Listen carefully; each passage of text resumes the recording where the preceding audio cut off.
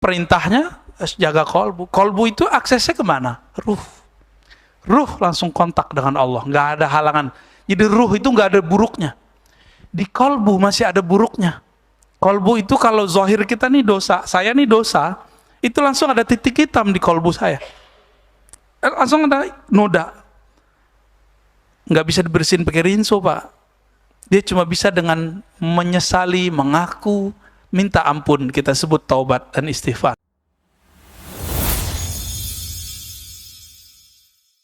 Bapak, saudara, ikhwan, akhwat, jemaah subuh yang diberkahi Allah. Di pertemuan sebelumnya, awal bulan lalu kita membahas tentang hadis tanda-tanda Al-Mahdi, Imam Al-Mahdi, dan kita sudah mengemukakan satu riwayat, bahkan beberapa riwayat dalam Sunan Abi Daud. Beliau menulis chapter khusus tentang Al-Mahdi, judulnya Kitab Al-Mahdi. Itu ada bab khususnya. Ada sekitar 9 atau 10 hadis di dalam Kitabul Mahdi. Sebelumnya, semoga Allah membimbing kita mengkaji hadis ini, karena banyak orang terjebak di cocok logi. Banyak juga yang nggak sabaran, menganggap panji-panji hitam sudah muncul, karena hadis yang akan kita bahas berbicara panji-panji hitam juga. Ya, nggak jauh berbeda. Semoga dengan berkah Al-Fatihah dan salawat kepada Rasulullah, Allah membimbing kita. Al-Fatihah. A'udzubillahi Bismillahirrahmanirrahim. Maliki yaumiddin, iyyaka na'budu wa iyyaka nasta'in, shiratal ladzina an'amta 'alaihim. Allahumma shalli ala nabiyyina Muhammad. Pada pembahasan sebelumnya, kalau disimpulkan bahwa Al-Mahdi itu, kata Nabi, yab'atsullahu fihi rajulan minni aw min ahli baiti yuwati ismuhu ismi. Al-Mahdi itu orang yang diberi hidayah di akhir zaman, itu orang yang merupakan keturunan dariku, pasti keturunan Rasulullah SAW. Maka yang meyakini para habaib atau zuriat Nabi sudah nggak ada, itu dapat dipastikan dia tentara Dajjal itu, Pak. Ya, serem nggak tuh?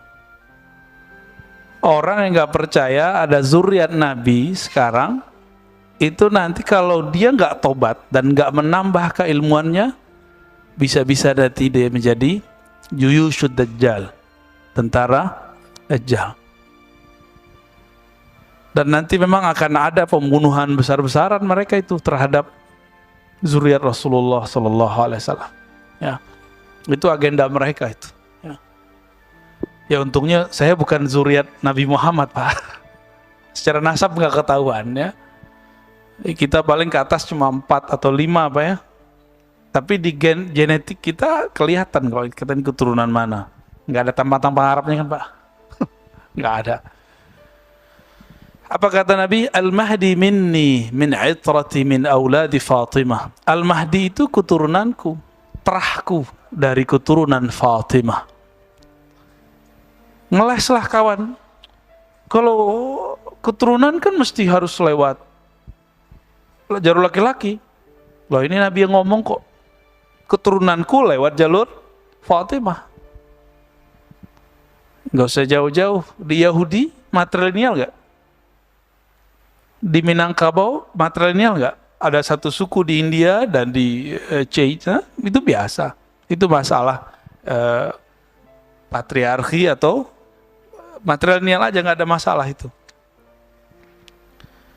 Kita juga sudah membahas bahwa jangan terjebak kepada ciri-ciri fisik. Kan hadisnya Al-Mahdi minni ajlal abah ajbah ajlal jabha. Kalau terjemahin apa ya? Jidatnya lebar.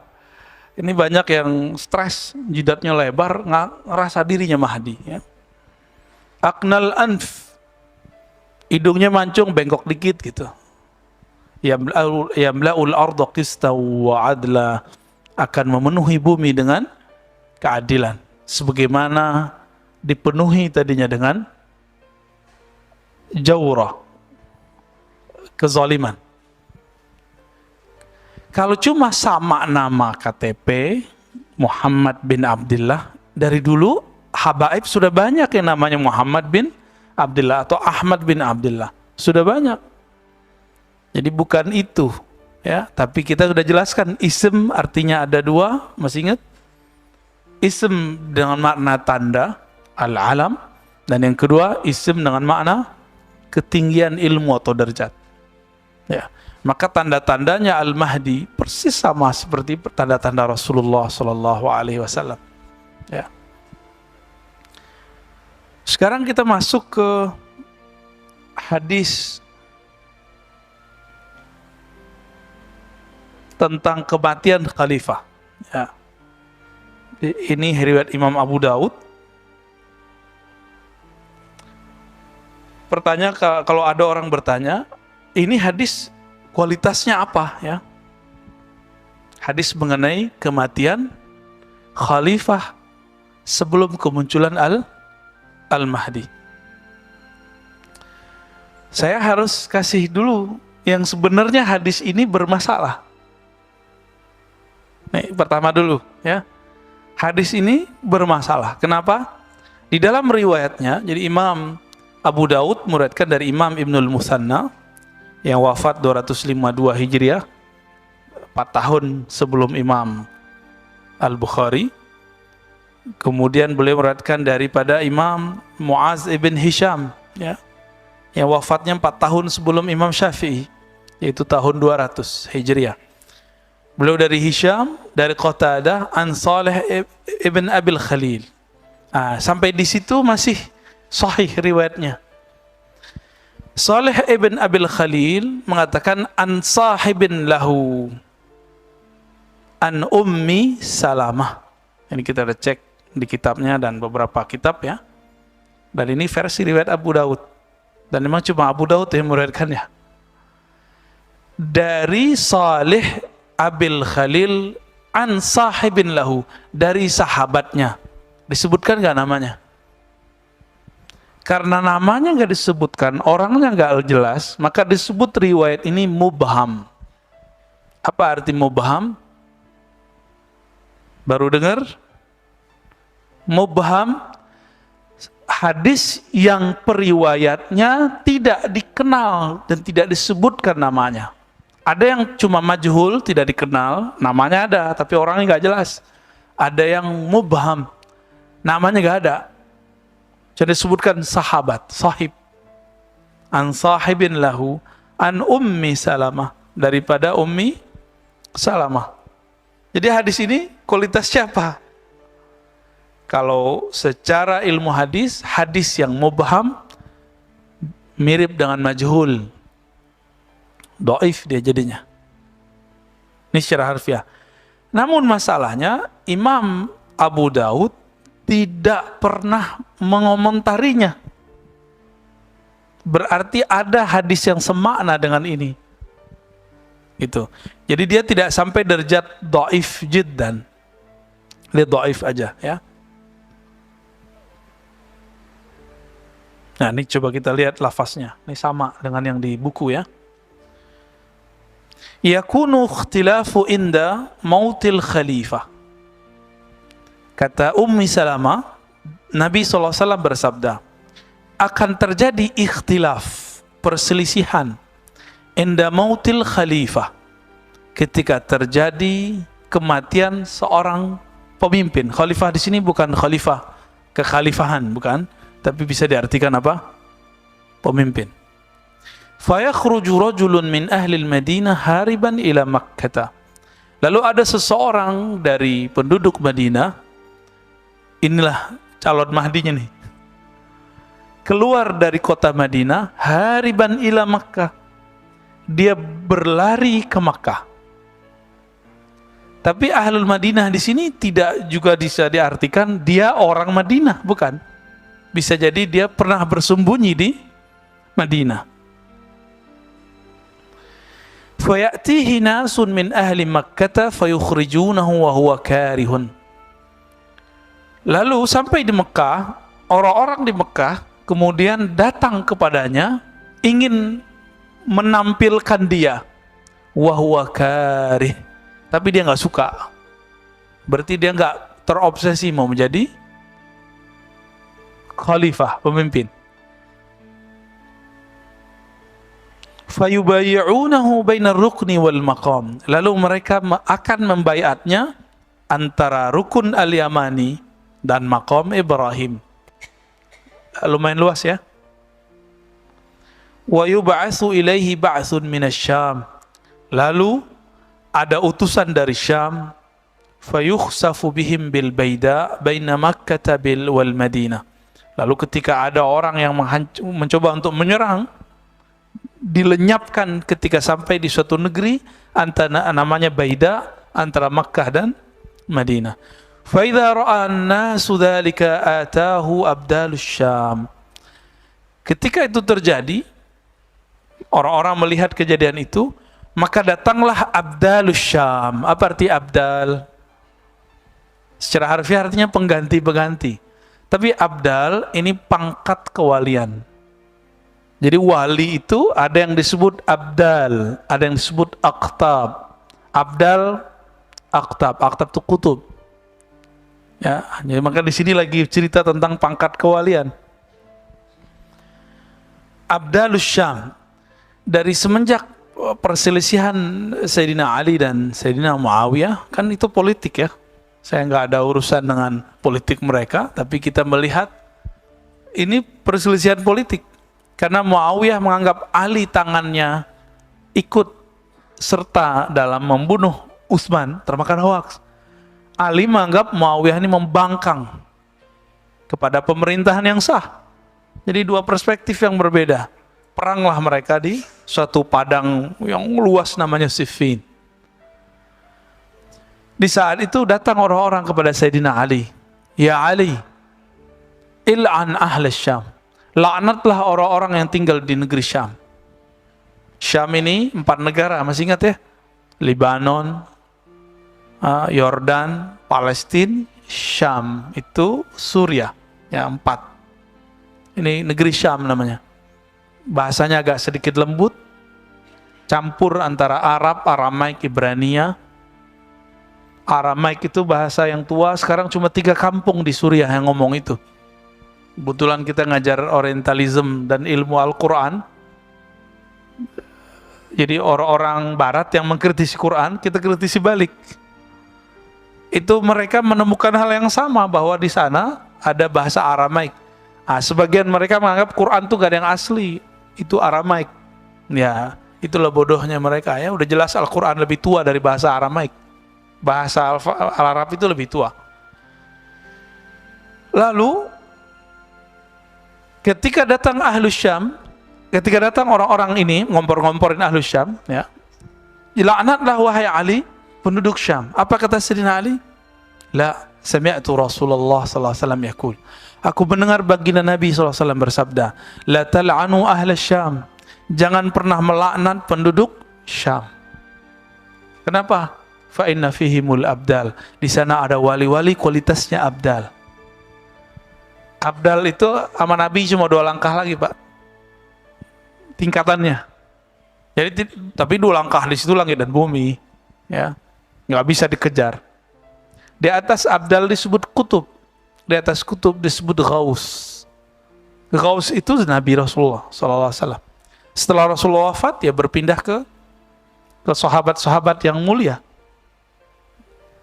Maka tiada suatu masa kecuali ada wali yang berpangkat ghaus, pemimpin para wali. Ada wali yang kutub, jumlahnya sebanyak jumlahnya para ahlul badr. Tapi dulu nggak nyampe. Jadi di masa Rasulullah 313, lalu mencar-mencar, nanti di akhir zaman kembali 313. Kutub. Apa? Oh belum Pak, sabar Pak. Ini euforia, hati-hati. Nanti saya sampai ke sana. Euforia ini jangan berlarut-larut. Ini belum ada apa-apa. Ya, kejadian yang ada sekarang di negeri Seberang itu belum ada apa-apanya. Nah, orang-orang Syam ini pangkatnya abdal. Apa ciri khas mereka? Dalam hadis yang lain kita dapatkan, Nabi mengatakan bahwa mereka menjadi kekasih Allah, jadi wali bukan karena banyak sholat. Mereka suka sholat. Bukan karena banyak puasa, mereka hobinya puasa. Apa penyebab mereka jadi wali? Salamati sudurihim. Kolbunya ini selamat daripada kebencian. Kita baru begini aja udah benci, ya nggak? Baru beda faham dikit udah benci. Baru beda opini masalah Taliban udah benci. Ya nggak? Baru beda 0102 udah benci. Gimana mau jadi wali abdal? Ntar belum luka ini selesai udah muncul lagi 2024. Lukanya tambah banyak. Jadi salamatus sadar ini kalau boleh disebut, dia nggak pernah terluka hatinya dalam pengertian dendam kebencian. Tersinggung sih boleh, tapi benci nggak boleh. Tersinggung manusiawi nggak, tapi menyimpan dendam itu nggak boleh. Apalagi menyimpan kebencian yang ujungnya suka melaknat. Ujungnya suka melaknat. Ada seorang kekasih Allah lagi ngajar Al-Quran. Dia negerinya sedang dibombardir oleh para pemberontak, datang dari berbagai negeri karena termakan hoax. Namanya Syekh Al-Buti, wali abdal itu Pak. Lagi ngajar Quran, dibom, nggak mati ditembak. Itu Syekh Al-Buti. Beliau berceramah mempertahankan negerinya. Gak disukai oleh para pemberontak. Para pemberontak menginginkan yang lain. Ini kayak gini nih, ini negeri kita Indonesia, oke? Sekarang ada orang yang katanya berjihad ingin menghancurkan Indonesia. Gimana Pak? Mana yang disebut jihad? Saya yang jihad atau dia yang jihad? Kita yang mempertahankan negeri dia atau mereka yang memberontak? Syekh Al-Buti sedang menjelaskan, saya mempertahankan negeri saya sendiri, tapi dituduh oleh para pemberontak bahwa dia ini penjilat pemerintah. Datang anaknya 2013 ke sini Pak, ke negeri kita, Syekh Taufik Al-Buti. 2015 Pak, 14 saya lupa. Diundang ke UI. Saya kan berguru ke beliau dulu 2006, 2007, 2008. Ya udah lama nggak ketemu. Sehari sebelum ketemu, saya udah membayangin kalau ketemu beliau, meluk-meluk beliau. Ketiduran, tidur itu rasanya panjang sekali, kita dialog panjang. Bangun tidur saya udah puas tuh. Malu-maluin kan kalau besok peluk-peluk beliau depan orang nangis-nangis. Bener, besok bukan saya yang meluk-meluk beliau, itu jamaah datang, meluk, semuanya pada histeris melihat anak dari seorang wali abdal masih hidup. Gurunya, ayahnya, itu dibom lagi ngaji. Cuma karena beda opini politik. Enakan tinggal di Indonesia Pak. Beda opini politik santai aja. Kayak Pak Mirwan masih hidup aja kan. Enak Pak tinggal di negeri kita. Beda opini politik selama tidak menghujat, mencaci maki, itu dibiarin. Beda aja suka-suka. Ya nggak? Maka siapa? Refli sama Denny Siregar masih aman-aman aja Pak. Itu opini, biasa aja orang beropini, ya nggak usah kita terlalu serius. Opini itu kan bisa berubah, dalam sekejap bisa berubah, sesaat bisa berubah, ya. Nah, orang-orang Syam ini punya karakter itu, salamatus sadar. Apa arti salamatus sadar tadi? Tidak menyimpan kebencian dan dendam. Mau jadi wali nggak Pak? Mau? Masa nggak mau jadi waliullah sih? Waliullah itu kekasih Allah, gampang toh. Pilihannya dua aja, kekasih Allah, kekasih setan. Pilih mana? Allah. Kekasih Allah di kolbunya tersimpan Rahman, Rahim, Rahman, Rahim. Karena ayat di Quran dibuka semuanya dengan Bismillahirrahmanirrahim. Hatta surat Taubah ditutup dengan Raufun Rahim. Dua ayat terakhirnya laqad ja'akum, belakangnya wabil mu'minina raufur rahim. Tidak ada surah di Quran kecuali di situ ada Rahman, Rahim, Rauf, Rahim. Nggak ada. Maka ciri-ciri wali itu gampang. Nama Allah Rahman Rahim itu di dadanya. Maka dia mandang orang itu, ada yang Rahman. Ini kita kasih tahu nih, kenapa ada orang kayak Gus Dur. Dulu saya pembenci Gus Dur, Pak. Dan saya mengkafirkan dia. Karena didoktrin dulu. Gus Dur kafir, musyrik. Dulu begitu. Pas kita belajar tentang ilmu, ciri khas kewalian, wali-wali Allah. Wali-wali itu jadi wali karena dia menghayati nama-nama Allah dan nur nama Allah masuk ke dalam dirinya. Ada 2 nama Allah di Quran yang sering disebut, Bismillahirrahmanirrahim. Rahman itu sepakat semua ahli tafsir, semua ahli Asmaul Husna. Kasih sayang Allah yang tercurahkan kepada semua makhluk. Tidak hanya kafir, tidak hanya mukmin, kafir juga, tidak hanya manusia, hewan juga, bahkan tumbuhan, bahkan malaikat sekarang, setan sekarang itu, iblis itu bisa hidup karena rahmannya Allah. Maka orang-orang yang dapat nur ini, itu mandang semua orang sayang. Bukan berarti dia membenarkan semua agama, bukan. Enggak. Walaupun dia dapat gelar apa, Bapak Pluralism. Bukan itu sebenarnya, tapi di kolbunya ada nur rahmaniyah. Rahman artinya menyayangi makhluk semuanya tanpa terkecuali. Kebanyakan kita kan udah nggak Rahman, Rahim juga enggak. Rahim artinya apa? Rahmat Allah khusus kepada para mukminin, orang-orang yang beriman, orang-orang yang percaya. Kita sama orang yang percaya beda politiknya udah benci. Gimana mau dapat Rahman, ya, Rahim pun tidak. Mau jadi wali murid. Kalau wali murid mah dari kemarin ya. Jadi wali nggak usah ribet-ribet, artinya kekasih udah. Kekasih Allah. Kekasih Allah itulah yang datang kepada Al-Mahdi ini. فَإِذَا رَأَى النَّاسَ ذَلِكَ أَتَاهُ أَبْدَالُ الشَّامِ فَيَبْعَثُ إِلَيْهِمْ بَعْثًا فَيَظْهَرُونَ عَلَيْهِمْ وَذَلِكَ بَعْثُ كَلْبٍ وَيَعْمَلُ فِي النَّاسِ بِسُنَّةِ نَبِيِّهِمْ وَيُلْقِي الْإِسْلَامُ بِجِيرَانِهِ فِي الْأَرْضِ فَيَلْبَثُ 7 سِنِينَ ثُمَّ يُتَوَفَّى وَيُصَلِّي عَلَيْهِ الْمُسْلِمُونَ. Kalau versi hadis ini, ya, lalu datanglah kepada mereka utusan, membantu mereka, utusan Bani Kalb, lalu menghidupkan sunnah Nabi, mengajarkan Islam di bumi, dan hidup di bumi selama 7 tahun, dan diwafatkan dan disolatkan. Ini versi riwayat Ummu Salamah, riwayat Imam Abu Daud yang tadi kita katakan apa? Kualitasnya dhaif. Jadi gimana? Masih mau dipakai hadisnya? Ya. Kalaupun terjadi, ini kita anggap hadis sahih. Kekhalifahan sekarang udah nggak ada.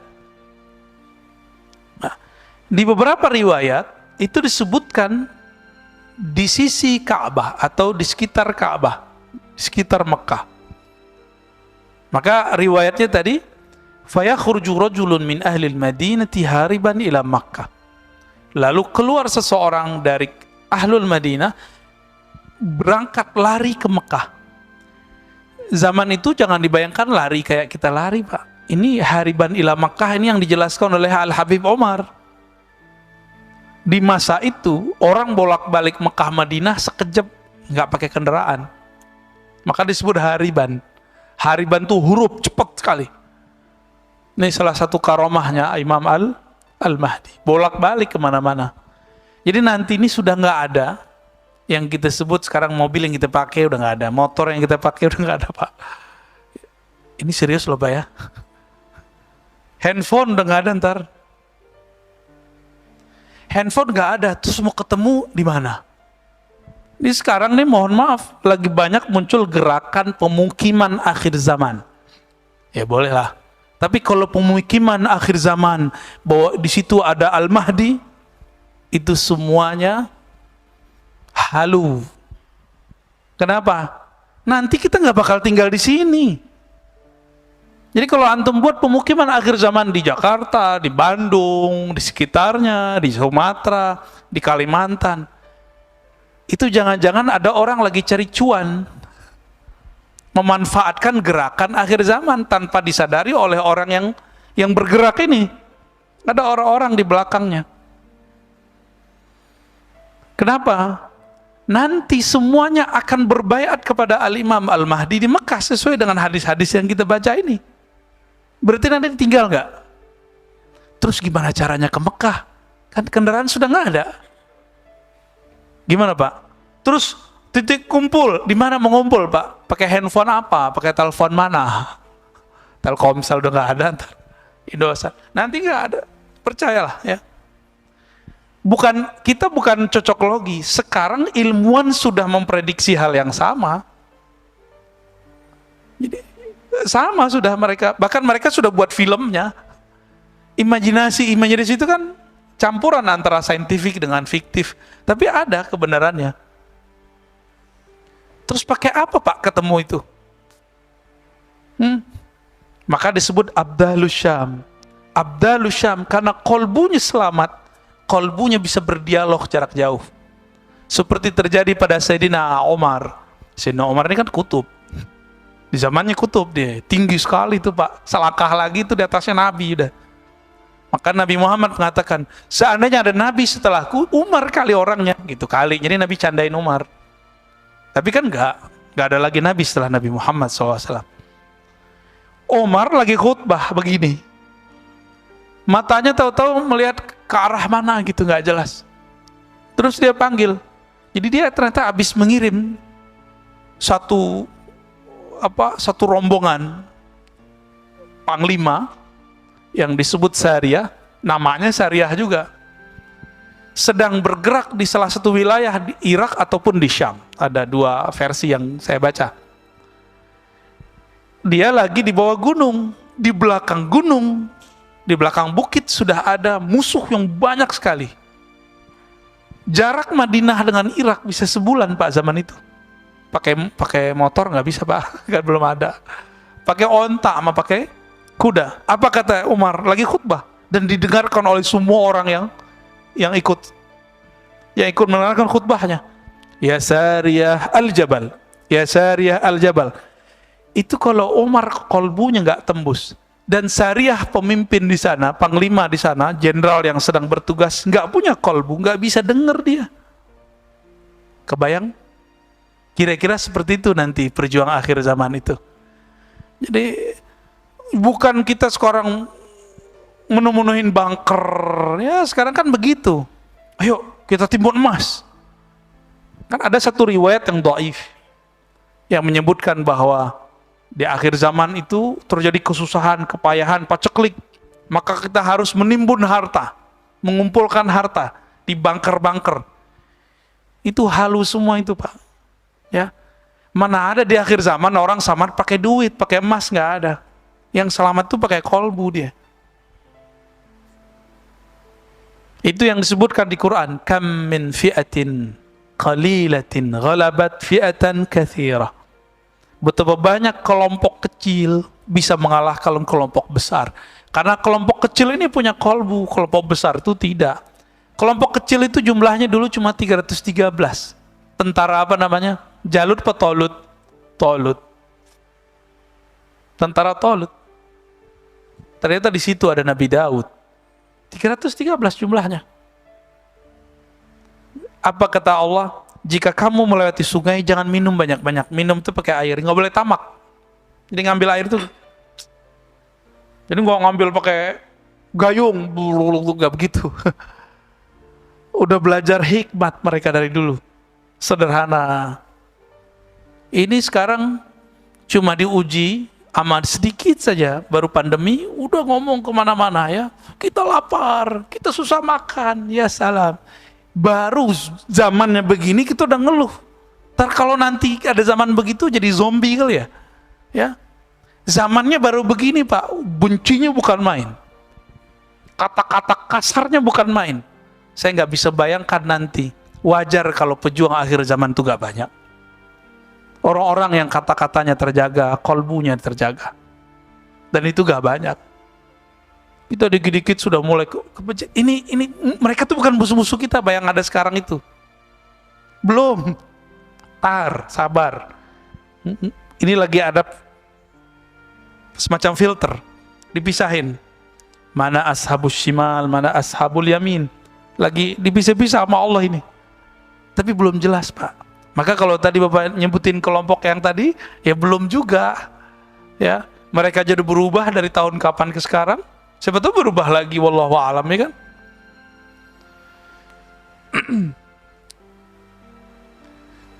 Maka kesimpulan hadis ini, jika hadis ini mengikuti manhaj Abu Daud, maka minimal dia saleh, hadisnya bagus. Berarti bisa dikatakan kemunculan Al-Mahdi nanti ketika terjadi ikhtilaf. Apa arti ikhtilaf? Perselisihan. Dan konteksnya menyebutkan Mekah Madinah, berarti kekuasaan yang ada di Haramain.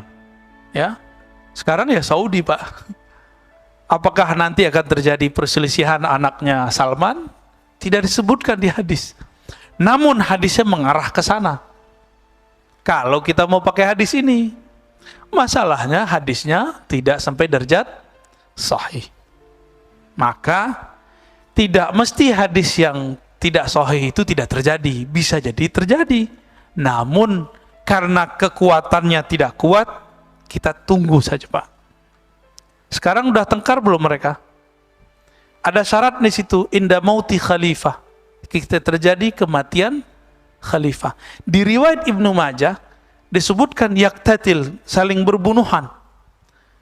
Lalu muncullah setelah itu panji-panji hitam. Tapi syaratnya satu kalau di Ibnu Majah. Mati dulu khalifahnya. Nah, itu cara membatalkan kalau pakai hadis. Apakah yang di Taliban sekarang itu panji-panji hitam Al-Mahdi? Belum tentu. Kenapa? Karena di hadis Ibnu Majah disebutkan mati dulu khalifahnya. Kalau dulu ustadz-ustadz yang dulu membahas hadis ini mengatakan ini adalah negara Saudi, kerajaan Saudi, maka mati dulu tuh raja Saudinya. Ini rajanya belum mati, ya kan?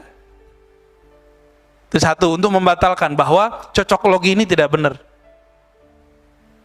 Cocok logi bahwa apakah Taliban? Belum tentu. Sabar dulu, Pak. Ini baru belum sampai sebulan. Setelah ini mereka perang saudara dulu kan? Nanti perang saudara dulu, Pak. Coba aja lihat. Ustadz dia kan aswaja. Saya nggak ada urusan. Mereka mau aswaja, mereka mau aswah, asawah. Karena akidah dengan pergerakan semenjak tahun 2000-an sampai sekarang itu sudah nggak sejalan. Ada orang akidahnya Ahlussunnah, Asy'ariyah, Maturidiyah, mazhab Syafi'i. Pergerakannya pergerakan Khawarij. Banyak sekarang. Ya. Ciri-cirinya itu saja, gampang benci, gampang melaknat orang, beda politik kafir atau beda politik sesat. Minimal itu, beda politik neraka. Ini udah kena Khawarij. Akidah dia awalnya Ahlussunnah, tapi rusak oleh persoalan politik. Saya nggak kunut, Bapak, Pak Dokter kunut. Itu kita beda iman nggak, Pak? Neraka surga nggak? Iya apa nggak? Ini beda cara sholat loh. Beda cara sholat, neraka nggak? Beda politik, neraka nggak? Kalau cara sholat boleh beda, kenapa politik nggak boleh beda? Kenapa muamalat nggak boleh beda? Muamalat masalah bisnis, transaksi. Kalau riba pasti haram. Tapi GoFood, GoPay gimana, Pak? Penikmat ya Pak Bambang ya.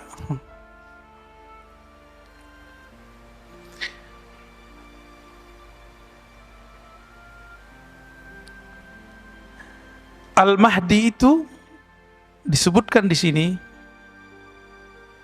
ciri-cirinya nanti, ya. Walladzi nafsi biyadihi la taqumu sa'ah hatta tukallimu siba'ul insa wa hatta tukallimu ar-rajula azbata sautih wa syiraqu na'lihi wa yukhbiruhu fakhidhuhu bima ahdasa ahluhu ba'dah. Hadis Tirmizi, ya. Hadis Imam Tirmizi, walaupun hadisnya tidak sampai derajat sahih. Nanti sebelum terjadi kiamat akan terjadi hal yang unik. seperti zaman Nabi Sulaiman. Tukallimus siba al-ins. Binatang buas berbicara kepada manusia. Gimana tuh Pak ceritanya? Mungkin nggak? Ini ahwal-ahwal akhir zaman nanti. Bapak masih ingat hadis yang menyebutkan bahwa di akhir zaman ketika perang antara Dajjal dan Al-Mahdi, pohon-pohon, bebatuan berteriak, "Wahai umat Islam, di sini ada Yahudi, di sini ada musuh Allah." Ada kan hadisnya? Hadisnya sahih. Hasan lah minimal, kalau kita gabung-gabung jadi sahih dia. Itu gimana cara dengernya, Pak? Emang pohon pernah kursus bahasa Arab atau bahasa Indonesia? Hah? Pakai apa itu? Nggak mungkin itu bahasa seperti ini. Nggak mungkin. Lalu bagaimana caranya mereka itu berbicara kepada manusia? Sedangkan tadi hewan nggak pernah kursus. Bisa ngomong nggak Pak? Yang paling mirip sama kita kalau suaranya apa kan burung beo. Tapi dia kan nggak ngerti. Itu sahabat kita Bang Dik doang ngelatih burung beo baca la ilaha illallah Pak. La ilaha illallah, baca la ilaha illallah. Pagi-pagi nyapa pakai la ilaha illallah. Meninggal mati nggak pakai la ilaha illallah. Karena dia burung beo, cuma baca dengan mulutnya, tidak baca dengan kolbunya. Maka udah mulai dari sekarang belajar ilmu kolbu Pak. Bukan ilmu kebatinan ya. Ilmu rohani, ilmu zikir, ilmu berdialog dengan kolbu. Apa kata Nabi? Istafti kolbak. Berbicaralah dengan hatimu. Minta fatwa ke hatimu. Jangan otak dulu yang ngomong. Apalagi emosian dulu yang ngomong. Nanti kan orang panik semua. Maka ikut Dajjal. Panik. Urusan perut semua rata-rata. Jadi hati-hati. Calon-calon tentara Dajjal. Calon-calon pergerakan Dajjal. Itu cari cuan lewat pergerakan. Ya, nyari untung. Maka jangan sampai gerakan-gerakan akhir zaman yang ada itu dimanfaatkan. Ya. Kalau buat pesantren akhir zaman silakan. Tapi kalau mau buat perumahan akhir zaman itu bohong, ya. Kita katakan dari awal nih. Antum jangan bohongi umat. Nanti semuanya akan berbaiat kepada Al-Imam Al-Mahdi di Mekah. Bainar rukni wal maqam. Maka untuk apa perumahan akhir zaman? Nggak ada untungnya. Mau cari untung, mau eksploitasi umat. Kalau mau buat pesantren, buat aja pesantren akhir zaman, nggak ada masalah. Ya. Tapi jangan pernah kemudian mengatakan ini perumahan untuk menyambut Al-Mahdi. Al-Mahdi kebutuh rumah dia. Ya, dia bisa tidur di mana aja Pak. Rasulullah bisa tidur di mana aja nggak? Rasulullah itu tidur matanya merem, tapi kolbunya kan jalan. Sama Al-Mahdi juga begitu, dia nggak butuh tidur. Matanya tertutup, tapi kolbunya terbuka. Yanamu ainayya wala tanamu qalbi. Mataku tidur, hatiku tidak tidur. Ini sekarang Pak dokter berapa jam sehari normalnya? 6, bukan 8. Kayaknya udah didiskon sama Pak dokter nih. 6 sampai 8 ya. Waduh, keburu kiamat Pak. Keburu musuhnya Al-Mahdi kuat kalau kita masih tidur segitu. Kalau tidur masih segitu, nggak ada energi rohani kita. 8 atau 6 jam itu kan jam tidur, jam malam semua. Kapan tahajudnya? Kapan dia mengisi kolbunya dengan nama Allah? Ya kan? Nabi Muhammad itu walaupun tidur, itu cuma tidur-tiduran Pak aslinya. Kenapa? Kalau tidur nyenyak itu, matanya tertutup, kolbunya kan nggak mimpi apa-apa. Kalau Nabi kan nggak bisa, Nabi mikirin umatnya terus. Maka Allah perjalankan ruhnya untuk melihat masa depan dan masa lalu. Maka Nabi Muhammad tahu nasabnya semua orang. Nabi Muhammad tahu apa kejadian pada seseorang. Diizinkan Allah. Dikasih tahu, bukan sang Muhammadnya yang tahu, tapi diberi diberitahu. Taib. Yang tadi Bapak tanyakan itu kan tentang Khurasan. Hadis riwayat Imam Ahmad dan Al-Baihaqi. Idza ra'aitum rayatis sud qad ja'at min qibali Khurasan fa'tuha fa inna fiha Khalifatullahil Mahdi. Ini diriwayatkan juga oleh Imam Al-Hakim, ya. Jika kamu melihat ada panji hitam, Pak Panji di sini kulitnya sawo matang, Pak. Jenggotnya yang hitam, udah putih juga. Iza ra'aitum rayat itu artinya panji hitam. Rayat ini menunjukkan bahwa panji hitam itu simbolnya tidak satu, kan ini jamak. Rayat satu, rayat banyak. Jadi nanti simbol-simbolnya Al-Mahdi itu banyak, Pak. Banyak, lebih dari satu, bukan hanya la ilaha illallah. Kalau la ilaha illallah kan udah banyak yang tahu, diimitasilah oleh orang banyak hari ini. Berapa banyak kelompok hari ini menggunakan bendera la ilaha illallah, lalu stempel Nabi itu. Ada ciri-ciri lain. Siapa yang tahu? Ya Al-Mahdi dan sekitarnya, kita mah belum tahu. Tapi nanti kalau kita terpilih, kalau kita mempersiapkan kolbu sebaik-baiknya, nah kolbu kan ngikutin ntar. Kalau di Quran itu jelas dalam surat At-Taghabun, ya, siapa yang percaya kepada Allah, yahdi qalbah, maka Allah kasih hidayah kolbunya. Jadi hidayah masuk ke kolbu, ilmu masuk ke otak. Kalau orang menilai dengan otaknya, kita akan beda terus, karena otak itu sikapnya kritis, ya. Sikap ini kritis ini di sini. Tapi kalau pakai kolbu enggak, kita paling berbeda aja gitu. Tapi kalau sudah pakai ini, ustadznya sesat gitu. Ustadz sesat, terus ente yang bukan ustadz apa dong? Tuh, masuk nggak logikanya? Ustadz puluhan tahun bersama sunnah, walaupun tidak nyebut dirinya ustadz sunnah. Ya. Dia tiap menjaga sanad kepada Rasulullah, mencintai zuriat Rasulullah, menjaga sanad pemikiran, akidah, mazhab, kerohanian kepada Rasulullah. Terus antum bilang dia sesat. Terus antum yang nggak punya sanad apa dong? Sesat, ya. Lebih sesat lagi. Dia nggak pakai hati, dia ngomong, asal ngomong aja, ya. Kita ngomong bid'ah aja susah, Pak. Kata si teman kita, ente kaji makna 2 kali, tahu tuh sunnah bid'ah bedanya apa? Ya salah. Orang cuma S1 doang, kita nyampe S3 belajar tentang fatwa, nggak berani fatwa. Saya itu nggak pernah fatwa, Pak. Saya cuma menukil fatwa. Nih tolong diingat. Saya nggak pernah fatwa, hanya menukil fatwa. Karena fatwa itu udah lengkap semua, tinggal diolah balik. Apapun yang saya katakan selama ini saya konsisten insya Allah. Kalaupun salah tolong diingatkan nanti, ya. Kan manusia bisa lupa. Tapi kalau antum merasa lebih benar dari ustadz, antum siapa? Ngaji berapa tahun? Si ustadz ada gurunya yang menegur. Antum siapa yang negur? YouTube yang negur.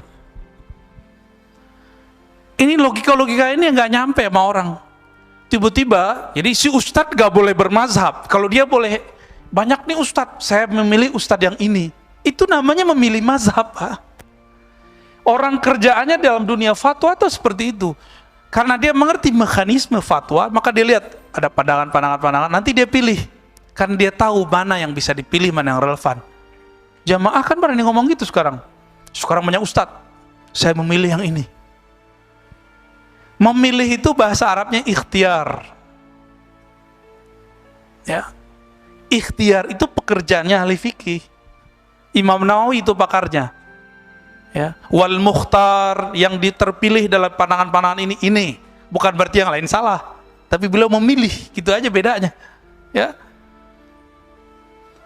Jika engkau melihat panji-panji hitam, ini panji hitamnya pasti berjenggot ya Pak Panji. Qad ja'at min qibali Khurasan, datang dari arah Khurasan. Khurasan itu timur. Khurasan itu mulai dari wilayah Irak, Irak itu separuh bagian timur itu disebut Khurasan. Maka ada istilahnya Irak Khurasan. Imam dari Khurasan itu gurunya Imam Bukhari, namanya Ishaq bin Rahawai atau Rahuyah. Ini disebut imam. Jadi waktu datang ke majelis Imam Syafi'i, dia kan ngeremehin Imam Syafi'i. Imam Syafi'i, begini doang nih Imam Khurasan. Begitu kata Imam Syafi'i. Sesama wali, Pak. Sesama wali saling ngeceng-ngecengin, tapi yang paham wali doang.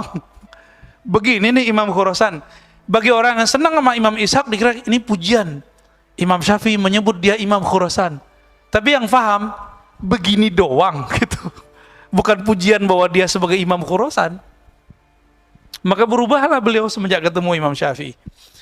Berarti Khurasannya, Khurasan mana? Itu Persia, sekarang Iran.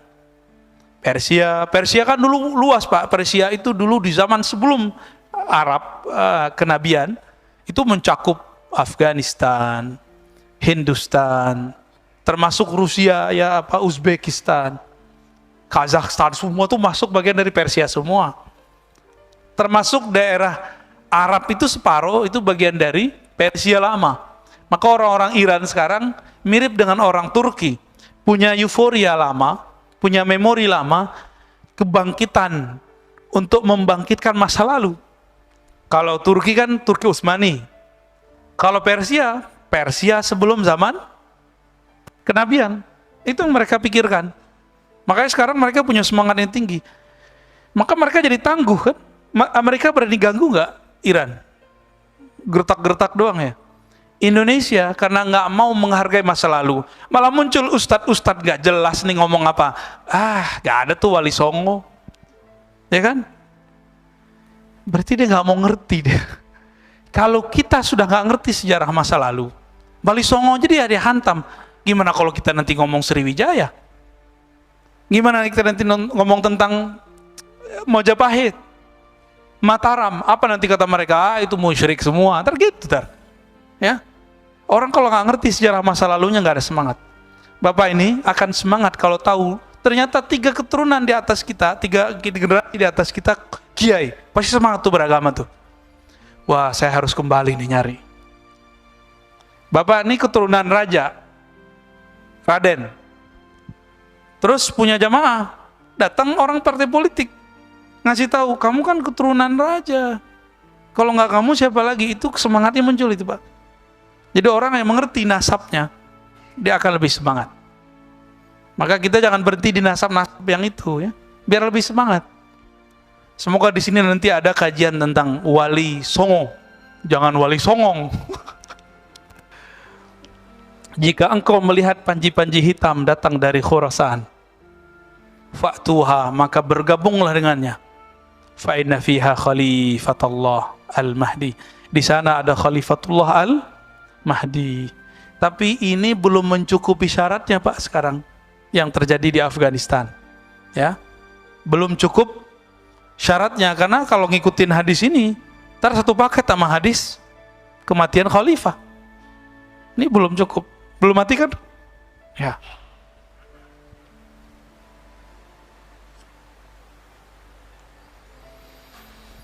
Udah syuruk, Pak. Ya, Cina enggak masuk. Kecuali separuh yang Uighur. Uighur tuh dulu masuk Persia. Ya, dulu. Baik, kita mau diskusi, ada pertanyaan? Tafadhol, kita bedah hadis yang tadi boleh, ya. Silakan.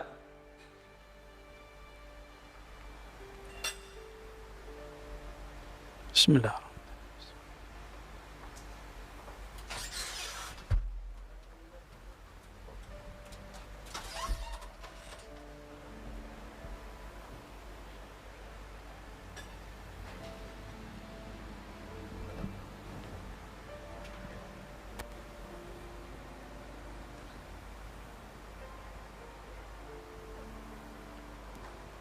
Bismillahirrahmanirrahim. Assalamualaikum warahmatullahi wabarakatuh. Assalamualaikum. Saya Afan dari Kebayoran Lama.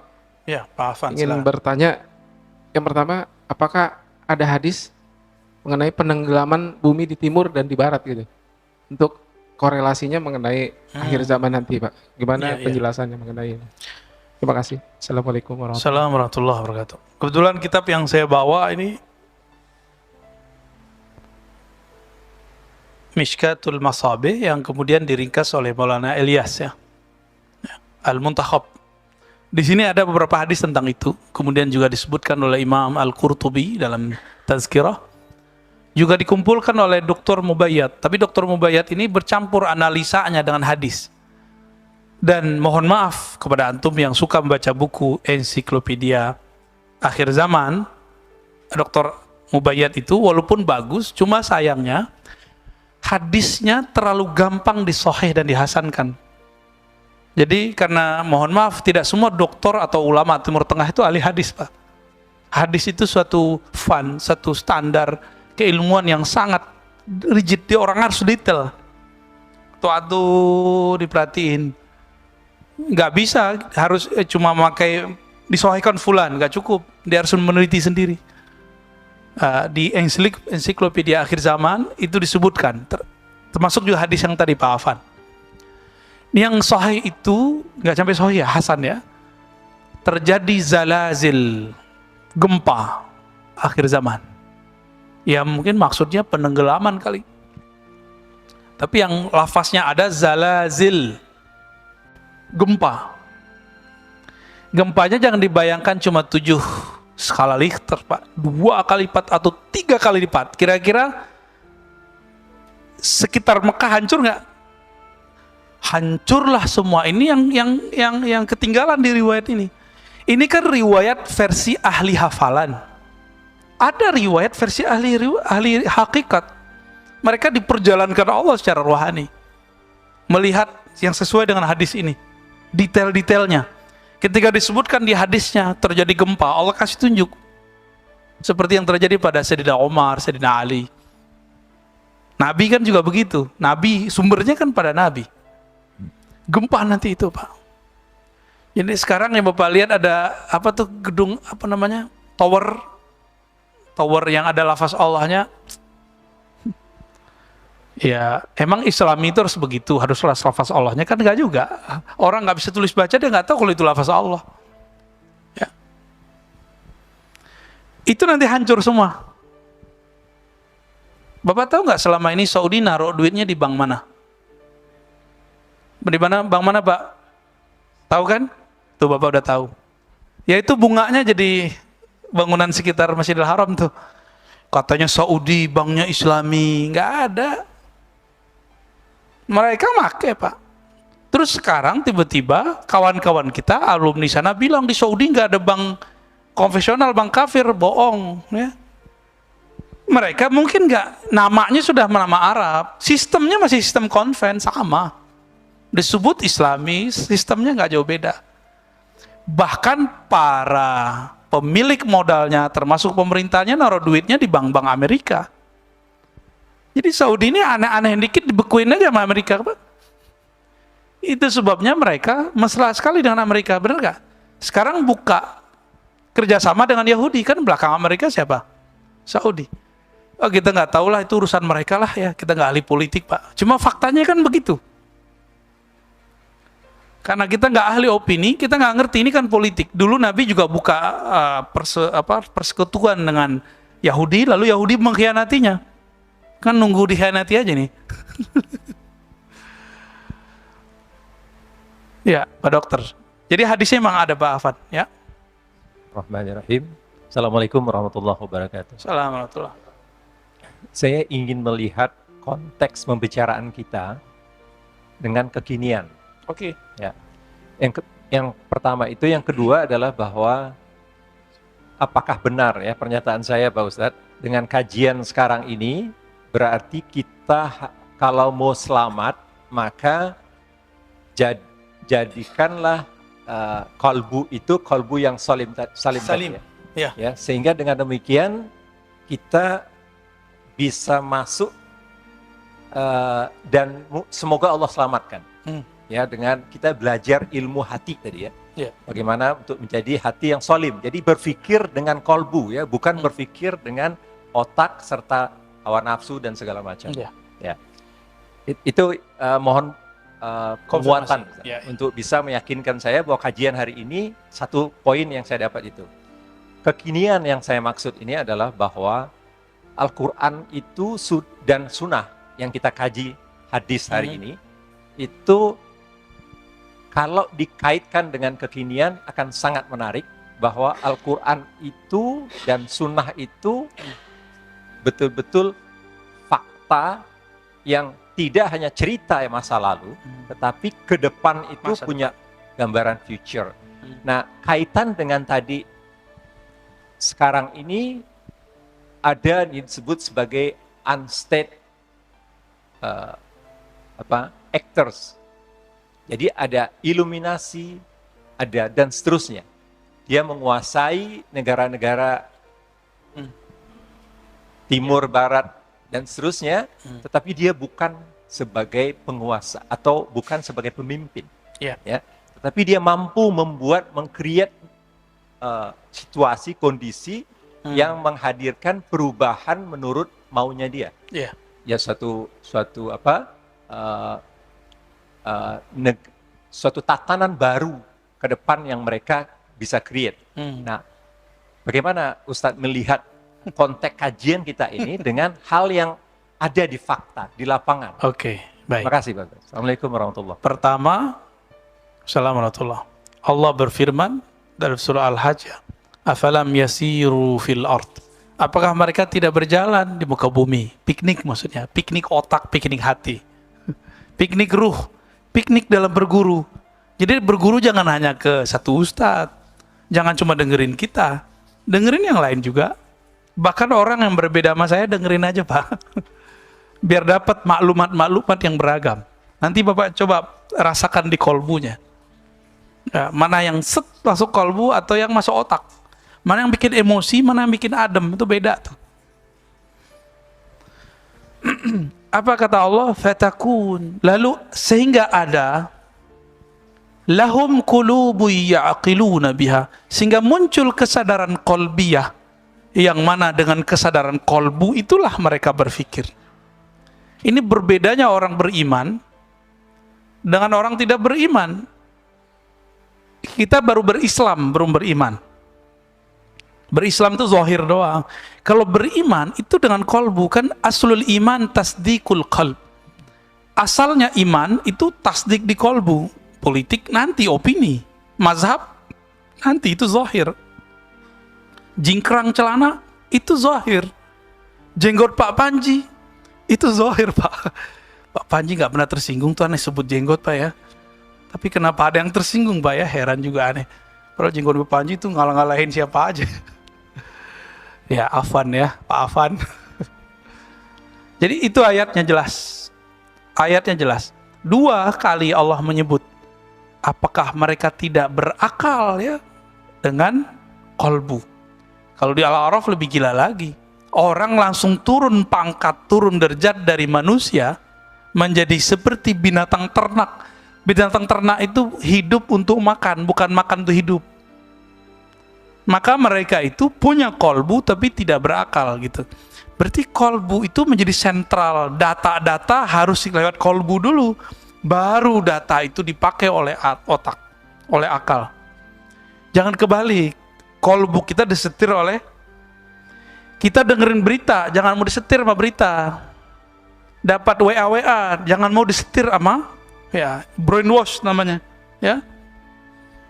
Gitu Pak ya. Jadi ayatnya jelas. Memang perintahnya jaga kolbu. Kolbu itu aksesnya kemana? Ruh. Ruh langsung kontak dengan Allah, nggak ada halangan. Jadi ruh itu nggak ada buruknya. Di kolbu masih ada buruknya. Kolbu itu kalau zahir kita nih dosa, saya nih dosa, itu langsung ada titik hitam di kolbu saya. Langsung ada noda. Nggak bisa dibersihin pakai rinso, Pak. Dia cuma bisa dengan menyesali, mengaku, minta ampun, kita sebut taubat dan istighfar. Nabi tidak ada noda di kolbunya, tapi kilauan cahaya yang berlebih. Innahu la yughanu ala qalbi. Sesungguhnya ada kilauan cahaya yang berlebih dalam kolbuku. Jadi Nabi itu taubatnya bukan karena dosa. Kelebihan nur itu membuat beliau tersilaukan. kebanyakan yang dipandang oleh beliau. Maka beliau pun istighfar terhadap kasyaf-kasyaf yang beliau lihat. Penampakan-penampakan yang beliau lihat. Itu Nabi loh Pak. Kita nyari-nyari yang begituan kan? Sekarang banyak kajian-kajian spiritual, kerohanian, terjebak kepada kebatinan, bukan kepada kerohanian Islam. Kajiannya Nur Muhammad, tapi isinya perdukunan. Banyak Pak hari ini. Masa Nur Muhammad bisa diaktifkan pakai asma-asma? Nggak ada itu. Kajian Nur Muhammad itu kajian kolbu, kajian keilmuan murni. Pengaktifannya lewat ilmu. Bukan lewat ritual-ritual aneh. Ya, banyak hari ini. Karena banyak seperti itu hari ini, orang kemudian suuzon nama kajian-kajian tasawuf. Ya kan? Padahal spirit kebangkitan umat dari zaman ke zaman itu kena tasawuf. Ini, coba banyak orang nggak konsisten. Mendewa-dewakan, nah, ini bahasa umum ya. Melu-elukan Turki Utsmani, Muhammad Al-Fatih. Oke, saya kan suka beliau juga. Tapi orang ini nggak konsisten. Mengelu-elukan Muhammad Al-Fatih, tapi tidak ikut akidah Muhammad Al-Fatih. Muhammad Al-Fatih apa akidahnya? Ahlus Sunnah Maturidiyah. Maturidiyah ini ada kakak, akidahnya Ma'asy'ariyah. Muhammad Al-Fatih bermazhab nggak? Bermazhab. Apa mazhabnya? Hanafi. Berarti bermazhab bagian dari kerangka kemajuan. Yang ketiga, dia bertasawuf. Guru namanya Ibnu Syamsuddin atau Agha Ibn Syamsuddin. Itu bertorikoh Naqsyabandiyah Pak. Sekarang orang membenci torikoh. Torikoh apa aja? Saya udah sering cerita bahwa Salahuddin Al-Ayyubi berguru kepada Syekh Abdul Qadir Jilani, lalu diutuslah orang paling nyeleneh di antara murid Syekh Abdul Qadir, namanya Ibnu Qudaib Al-Ban. Qudaib Al-Ban ini orang paling nyeleneh. Wali majzub mirip dengan nama Wan Sekhon. Mirip Wan Sekhon Pak. Kebayang Wan Sekhon? Itulah beliau, mirip. Tiba-tiba ada orang yang gak ngerti keilmuan bab ini. Dia bilang, Ar-Razi walinya orang gila. Loh, wali kita mah banyak. Ada wali murid. Ada waliullah mursyid sufi. Itu mereka pakaiannya jelas. Habib Lutfi, mursyid-mursyid torikot lah. Itu kan pakaiannya bagus-bagus. Kayak kiai beneran. Itu wali sufi. Ada wali apa tadi? Dia bukan gila, antum aja yang bilang dia gila.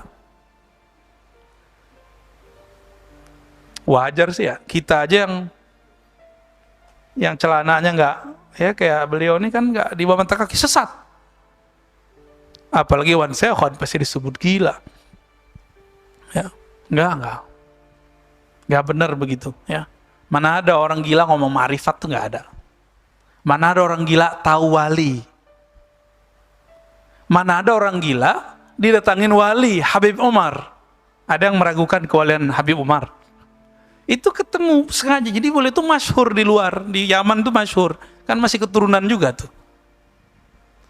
Salahuddin Al-Ayyubi punya guru kepada beliau yang merobek-robek cinta Salahuddin kepada dunia. Persis sama, lelakonnya aja yang beda. Karena sudah habis cinta dunia di kolbunya, baru dia bisa menang lawan perang salib. Salahuddin Al-Ayyubi, torikotnya Qadiriyah, tapi campur dengan torikot majzub, torikot mabuk. Ya, tapi bukan mabuk minum ini Pak, mabuk bertuhan. Orang lagi jatuh cinta kepada Allah kan mabuk. Antum aja mabuk kok sama perempuan. Saya juga mabuk Pak sama perempuan, sama ujian kita sama Pak, maaf Bu ya. Ibu-ibu juga mabuk sama kita. Sama, orang kalau cinta pasti mabuk. Mau ustadz, mau wali, sama. Bisa copot Pak ustadznya kalau udah begitu. Bersisa 500 tahun, copot kewaliannya. Jadi kita jangan sok-sokan dulu lah. Santai aja Pak. Ya, baru segini, baru menang opini, sudah merasa paling benar, ya kan? Terus tentang yang Bapak sebut tadi globalis kali ya. Malu-malu nyebutnya ya. Pak unstate movement kali ya. Pergerakan tanpa negara atau unstate power. Ya, yang mereka sebut New World Order ya. Saya nggak tertarik dengan pembahasan konspirasi dunia, tapi mirip. Dajjal itu kan bukan satu negara. Perang Mahdi dengan Dajjal masih ada nggak nama Indonesia? Nggak ada. Nanti, ya Pak, gini aja deh. Yang bisa beli vaksin sih berapa negara, Pak? Nggak banyak yang bisa beli vaksin. Kita aja ngutang. Dihiburlah kita oleh pemerintah kita. Devisa kita masih banyak, bro. Itu hiburan biar masyarakat nggak panik, biar UMKM jalan terus. Itu maksudnya begitu. Tapi itu nggak benar. Ngutang itu, Pak, vaksin itu udah bangkrut kita sebenarnya. Tapi bangkrutnya kita, kan perusahaan kalau bangkrut masih wake up kan, masih bisa bangkit ya, masih bisa bangkit sedikit. Tapi ngos-ngosan, untung ada pergerakan ekonomi di dalam negeri. Kita ini kan makhluk manual Indonesia, walaupun kayak GoFood segala macam, kita masih suka belanja kemana-mana, duit muter. Kita amannya di situ Indonesia, makanya bisa hidup santai. Gaji nggak gede tapi santai. Ya, yang dulu gajinya gede, sekarang mantan gaji gede. Tapi ya ada yang beruntung hari ini. Ya, orang-orang kesehatan, Pak ya, yang bisnis kesehatan, wow, masya Allah. Tapi di sana sikut-sikutannya kencang juga. Ya, hantam-menghantamnya juga kencang. Beberapa negara sudah nggak sanggup beli vaksin, Pak. Kalau ini berlanjut terus, ada virus baru, kayak mereka kan mau ngambil keuntungan aja tuh. Tapi efeknya mereka nggak sadar bahwa nanti yang terjadi adalah kehancuran negeri-negeri. Negara-negara itu sudah nggak ada lagi nanti tuahnya. Ini semua coba kita lihat. Ya, kita sedih nih dengan negara kita masih kuat, Pak. Sahabat kita di tetangga kita, Perdana Menterinya mundur. Ya kan? Berarti ada konflik besar, kita nggak ngerti. Kita doakan saja, semoga mereka baik-baik saja. Ya, Afghanistan, kita kira baik-baik aja, tahu-tahu masuk Taliban. Akidahnya sama kayak kita, dia bertorikot sama kayak kita. Pergerakannya kita lagi tanda tanya nih, ini apa sih kamu? Dia pergerakannya Ahlus Sunnah atau tidak? Kita lagi nunggu-nunggu. Jadi saya belum berani beropini apapun. Cuma opini ini gantung. Betul akidahnya sama dengan kita, mazhabnya mirip dengan kita, mereka Hanafi, kita Syafi'i, lalu mereka bertorikoh, Naqsyabandiyah, Khistiyah, Qadiriyah. Namun jangan terburu-buru dulu. Presiden yang lama juga sama. Presiden yang lama itu sama, Pak. Itu torikohnya Naqsyabandiyah juga, Khistiyah juga, sama, dia gaulnya sama orang-orang itu. Akidahnya Maturidiyah juga, mazhabnya Hanafi juga. Berarti ini perangnya bukan perang akidah. Nih, jangan terjebak. Jadi kita menyebutkan menggantung opini, lalu ditegur juga lagi-lagi jamaah nih ya. Jamaahnya nggak ngerti berita bahasa Arab, bahasa Inggris, terus bilang, "Tat, itu Taliban itu aswaja." Iya, aneh tahu. Kirain antum belum tahu, Tat. Jadi dikira kita nggak tahu. Yang dia nggak tahu apa? Presiden yang melarikan diri itu juga seorang aswaja. Terlupa kan antum? Yang nggak aswaja itu dulu kelompok mujahidin itu yang kita nggak tahu itu yang mana. Dia afiliasinya apa dulu? Ya kan mereka pakai tauhid uluhiyah rububiyah al-hakimiyah dulu yang mujahidin, cuma bentar doang kan? Terus Taliban yang lama kan 2001 kan Bapak nanya itu tadi. 2001 masih nyelamatin Osama bin Laden nggak? Osama bin Laden akidahnya apa? Wahabiyah atau al-Sunnah? Al-Sunnah. Wahabiyah dia. Al-Qaeda, Wahabiyah, Pak. Yang mana, ini mohon maaf ya, saya mengkritisi Zakir Naik karena dia memuji Al-Qaeda. Gitu, salah satunya. Di Indonesia kan ahli tafsir seperti Pak Quraisy Shihab itu dicaci maki. Dia nggak pernah bilang jilbab nggak wajib. Nanti antum bawa-bawa, ente udah ngislamin berapa? Oh, jangan gitu ngomongnya. Emang ada data orang yang diislamkan dia ada ribuan? Coba datangin sini. Nggak ada. Itu cuma pertemuan-pertemuan umum aja. Ya. Terus apa lagi? Betulkah dia mengislamkan orang atau malah mengkafirkan umat Islam tanpa dia sadari? Bagi Zakir Naik, Pak. Ini udah mulai pembagian kelompok nih sebenarnya. Ini jangan kaget antum. Tawassul hukumnya apa tawassul? Boleh atau tidak? Boleh. Bagi Zakir Naik itu syirik. Gimana? Maka saya tanya kepada orang-orang, dulu kan kita nonton dia, 5 tahun saya mempelajari dia. Kita nanya, sebenarnya dia dokter apa dokter sih? Ternyata dia seorang I'm a doctor. Kita ngomong gitu. Medicine dia, kedokteran biasa. Dan dia nggak bisa bahasa Arab seperti para kiai, nggak bisa. Kan kita udah lihat video dia ketika ngomong sama orang Arab, nggak bisa jawab. Antum nggak percayanya orang kayak gini tuh telah mengislamkan ribuan orang. Tapi dengan dia mengatakan tawasul itu syirik, itu gimana? Udah berapa miliaran umat yang dianggap musyrik. Oke, anggap dia sudah mengislamkan 1 juta. Yang bertawasul berapa? Berapa juta? Kebayang? Kita cuma ngajak, ayo berpikir dengan kolbu. Ya. Kalau saya ngeritik Zakir Naik bukan berarti saya benci dia loh Pak. Makanya saya katakan kalau antum ragu dalam bab kristologi, dengerin ke Zakir Naik. Tapi kalau antum dalam fatwa dan akidah ngikutin Zakir Naik, salah besar. Dalam tafsir salah besar, dia bukan ahli tafsir, dia seorang dokter. Gitu. Ini di akhir zaman salah satu ciri-cirinya di hadis Ibnu Majah adalah yusaddaqu fihal kazib. Yang alim, yang tidak alim dianggap alim. Yang alim yukazzab, itu dibenci. Yang S1, S2, S3-nya tafsir siapa? Dr. Quraisy, Profesor Dr. Quraisy. Tapi antum kan ngeliat anaknya nggak berjilbab, ya kan? Emang ada urusan? Kalau dia anaknya nggak berjilbab, terus dia berarti tidak mewajibkan jilbab, kan nggak? Baca bukunya tentang jilbab. Satu buku, minat baca kita rendah sih ya. Oh ya, saya ditegur sama teman saya, bukan minat baca, daya baca kita rendah Ustaz. Baca sih baca, WA, itu kan dibaca mulu kan. Tapi daya nangkepnya itu kurang. Udah kita tulis di situ gak paham-paham juga dia, ya. Maka saya kasih tahu kepada pecinta Zakir Naik, saya nggak pernah benci Zakir Naik. Tapi karena antum mencaci maki ulama, yang ulama ahli tafsir, tapi memuji ini, Zakir Naik itu di India diusir Pak. Sekarang di Malaysia juga sama.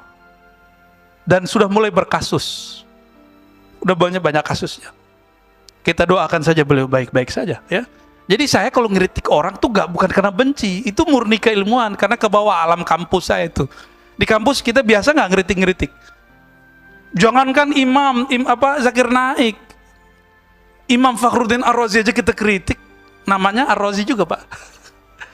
Jangankan Fakhruddin Ar-Razi, Imam Abu Hamid Al-Ghazali itu kita kritik Pak. Dalam bab ma'rifat qalbiyah itu Imam Ghazali kita kritik. Bukan berarti kita lebih pintar dari Ghazali juga, bukan. Itu murni bab keilmuan. Dalam bab keilmuan ada tesis, ada antitesis, itu biasa. Statement dari seorang Zakir itu kan tesis dia. Kita buat antitesis kan boleh-boleh aja. Saya kalau dibantah sama profesor, emang profesor itu benci sama saya kan enggak. Kita di kampus sudah biasa, S1, S2, S3, tiap hari kalau di kelas hantam-hantam terus. Selesai cium tangan sama profesor. Antum nggak siap berbeda. Nggak siap berbeda. Ini yang saya belum pernah kasih tahu. Dulu saya pembenci Quraisy Shihab. Waktu saya senang sama Zakir Naik. Bencinya bukan main. Diam-diam pasangan kita baca aja buku Pak Quraisy. Dia nggak mau dengar-dengar dari suaminya. Apa tuh Pak Quraisy? Gitu saya ngomongnya. Dibelilah koleksi bukunya Pak Quraisy. Kadang kita lihat begitu, kita diam-diam baca juga. Gengsi kan? Baca buku istri, gengsi Pak. Dia tidur, kita baca bukunya. Ternyata asik, udah dicoret-coret semua, mana yang penting-penting. Mana kata-kata tentang jilbab wajib, tidak wajib. Ternyata wajib. Ar-Razi yang salah. Kita yang sekolah, yang nyantri, itu bisa berubah-ubah. Masa antum nggak mau berubah? Imam Syafi'i bisa berubah, masa kita nggak mau berubah opini? Ya, gitu Pak ya. Udah kemana-mana nih. Tapi ini penting ya. Ada lagi? Ya. Assalamualaikum warahmatullahi wabarakatuh. Afwan Buya, ada pertanyaan dari jamaah YouTube. Alhamdulillah ada sekitar 1160 yang bergabung secara online. Masya Allah. Bagi jamaah yang belum menyaksikan seri 1 sampai seri 3, silakan menyaksikan di YouTube MRBJ TV. Afwan Buya, saya mau bertanya tentang kedatangan Imam Al-Mahdi. Apakah Al-Mahdi akan datang secara tiba-tiba atau ada tanda-tanda sebelum kedatangannya dan sebelum dibaiatnya? Betul, betul, bagus. Seperti yang kita sebutkan di pertemuan awal bulan, bahwa Al-Mahdi ada tanda-tanda sebelum munculnya. Tanda-tandanya mirip yang ditanyakan Pak Dokter tadi. Ada gerakan tapi bukan negara, tapi menguasai banyak negara, menzolimi banyak negara. Disebut dalam hadis, Allah akan mengutus Al-Mahdi, mengeluarkan Al-Mahdi, dan membawa al-adl, ya, adlan wa qistan, keadilan, kama muliatil ardu jawran wa zulma, sebagaimana bumi tadi jadi penuhi dengan kezaliman yang global. Maka setelah ada kezaliman global, baru kemudian muncul Al-Mahdi. Jadi apa ciri paling gampang? Karena kalau pakai kolbu sulit lagi nih. COVID ini menurut antum semua, ini kezaliman global nggak? Kita dipaksa Pak, anak-anak nggak bisa masuk ke mall. Kita nggak bisa naik pesawat, orang tua kita jauh, saudara kita jauh, sahabat kita jauh. Kita mesti pakai vaksin, baru bisa naik. Ujung-ujungnya, hulus. Ya, benar nggak? Mereka ngira ini itu ada yang murni bisnis, ada yang emang gerakan-gerakan ideologis itu. Ya. Jadi ternyata yang berkuasa di negeri kita bukan presiden kita. Yang berkuasa di Malaysia bukan rajanya, yang berkuasa di Saudi bukan rajanya. Tapi siapa? Yang punya vaksin. Ya enggak? Yang berkuasa mereka. Itu pun mereka yang enggak semua punya vaksin sukses. Ada yang kalah-kalah juga. Kalau di teori konspirasi seru, Pak. Yang paling untung dalam kondisi seperti ini, jangan-jangan mereka lah yang membuat virus ini. Cuma kita kan nggak berani juga, itu cuma teori, bisa disalah. Vaksin yang paling tidak berbahaya, dari mana? Hah? Yang paling tidak berbahaya, yang paling sesuai dengan badan kita. Tuh Bapak, Pak Dokter udah tahu. Siapa yang buat? Itu mungkin bukan negaranya Pak, nama negara doang, tapi ada gerakan-gerakan di luar itu. Negaranya sendiri juga bingung. Bapak tuduh Amerika, Amerika juga kewalahan ngadepin COVID. Tuduh Cina, Cina juga kelabakan ngadepin COVID. UK, Inggris, tapi sekarang mereka lagi pesta Pak ya. Lagi ada, macam-macam event. Nunggu aja, nunggu ledakan. Jadi adakah tandanya? Tandanya satu yang paling jelas, kezaliman global. Zolim nggak nih? Kita seharusnya bisa hidup, tapi nggak usah khawatir lah Pak. Seandainya tidak ada kezaliman itu, bumi ini tidak layak ditempati lama. Bumi kita nggak layak ditempati lama Pak. Bapak pelajari tentang ilmu geologi. Di bawah bumi kita ada kawah besar, ya. Di mana lagi? Di atas, dari langit. Nggak ada yang aman Pak di sini. Ini bukan negeri Darul Baqa. Jadi nggak usah terlalu sedih. Ini negeri Darul Fana. Ya, main-main aja di sini. Yang bako itu ruh kita. Maka pelajarilah peta kembali pulangnya ruh kepada Allah.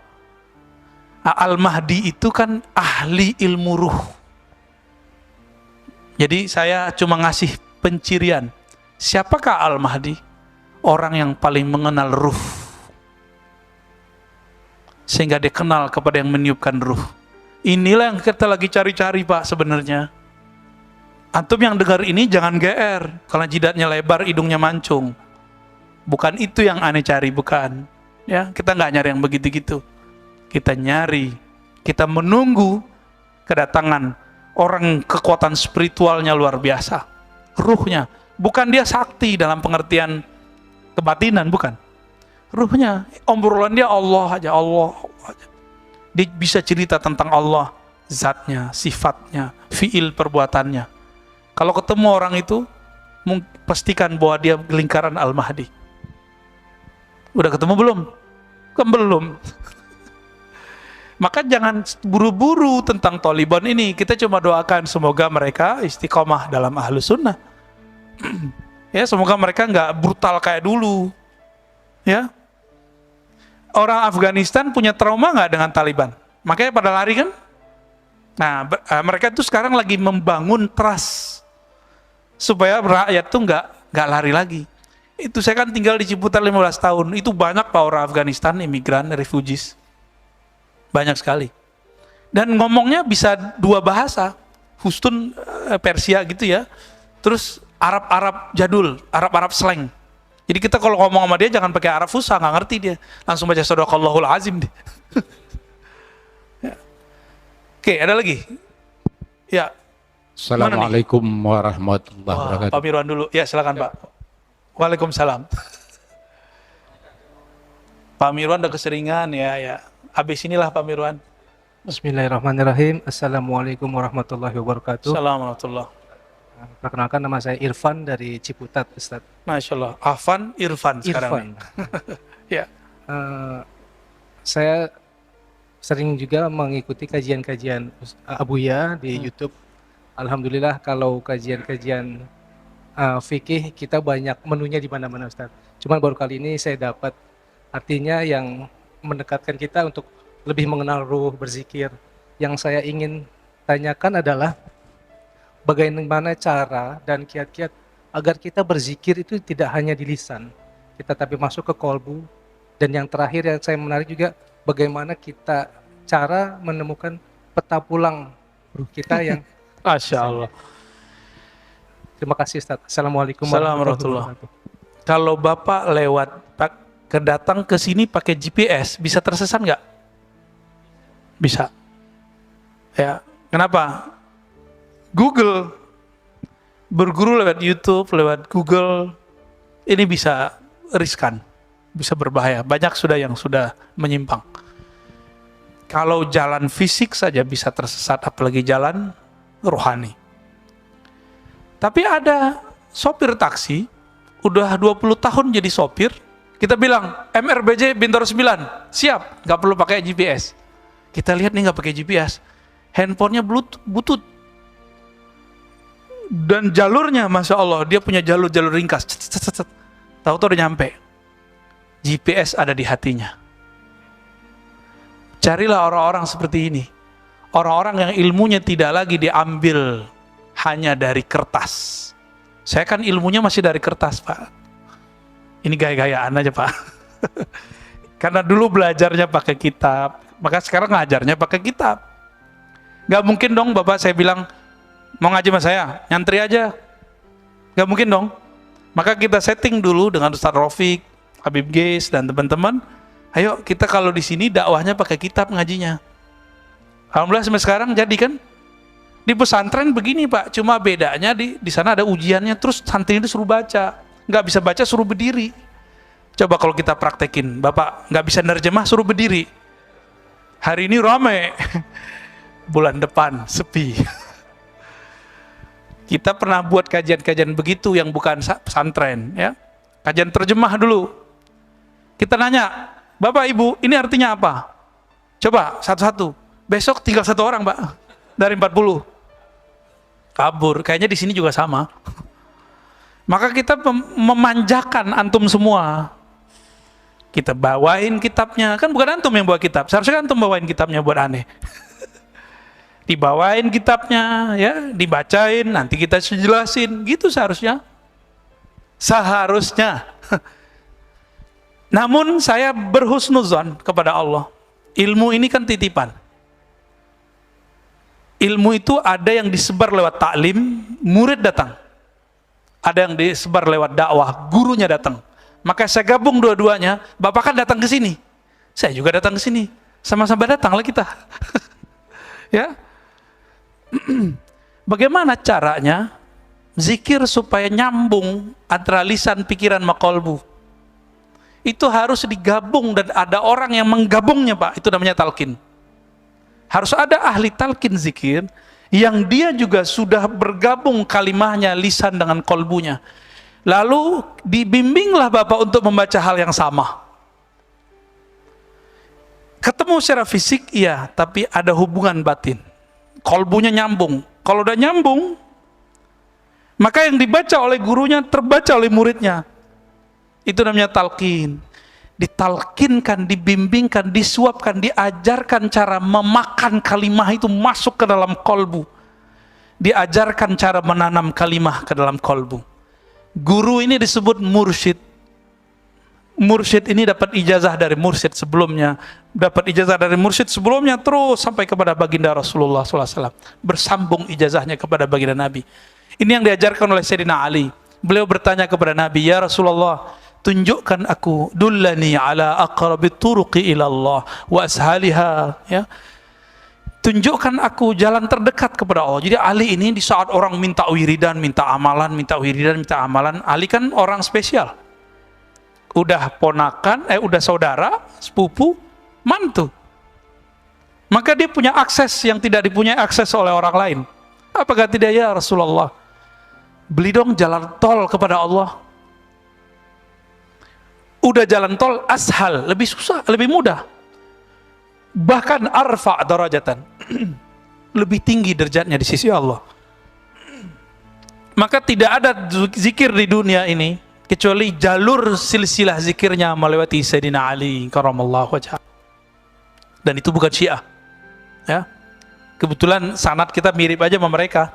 Tapi ini sanad Ahlussunnah. Lalu apa kata Nabi? Aksiru min dzikrillah. Banyak-banyak aja zikir Ali. Apa kata Sayyidina Ali? Wahai Rasulullah, kalau itu saya tahu. Banyak-banyak zikir saya tahu. Caranya gimana? Sama, antum tuh nanya tuh kayak Sayyidina Ali nanya tuh. Ya, jadi ternyata semua orang yang merindukan Allah dan Rasul pasti bertanya seperti ini, pasti mencari seperti antum itu. Ini kabar gembiranya bahwa sudah ada nur di kolbu. Nur itulah yang mencari jalan sekarang. Lalu dikatakan oleh Nabi, muncullah di situ teknik torikoh. Tapi kan di luar orang benci torikoh, Pak. Orang mengatakan torikoh syirik, torikoh khurafat. Kalau kita searching di YouTube yang muncul torikoh itu goyang-goyang gitu kan. Jadi nggak muncul yang aslinya. Ya. Maka saya yang tadinya orang harus datang ke kita talqin zikir itu kita anterin. Kita ke Jambi, kita buka talqin zikir. Tapi kepada kiai-kiai, ustadz-ustadz yang kira-kira dia sudah mencari lama, kolbunya, mereka mau datang ke majelis kita, itu sudah menghabuskan ego keilmuannya. Yang paling berat untuk talqin cuma satu, Pak, ego sama males. Dua-duanya kembar kan itu. Orang kalau udah ego kan males. Masih muda gitu. Kemana-mana kita ke Pekanbaru, ke Sumatera Barat, saya pulang kampung ya. Kemana-mana yang kita sebar ini talqin zikir. Tapi kepada orang yang tasdik, modalnya cuma satu, tasdik. Mempercayai, menerima guru. Guru kita bersambung silsilah ilmunya kepada Nabi Sallallahu Alaihi Wasallam. Maka Nabi ajarkanlah, di situ dibuka. Ghammid ainaik. Wahai Ali, pejamkan matamu. Itu teknik namanya, Pak. Teknik ini akan berkembang sesuai masa. Tapi yang asli begitu. Jadi kalau zikir-zikir yang bertorikoh itu pasti pakai pejam mata. Namun ada seorang syekh di Saudi, dia nggak mengerti fan ini walaupun sudah ulama bagi orang lain, tapi tidak ulama dalam tasawuf. Apa kata dia? Nggak boleh zikir pejam mata karena mirip dengan agama lain.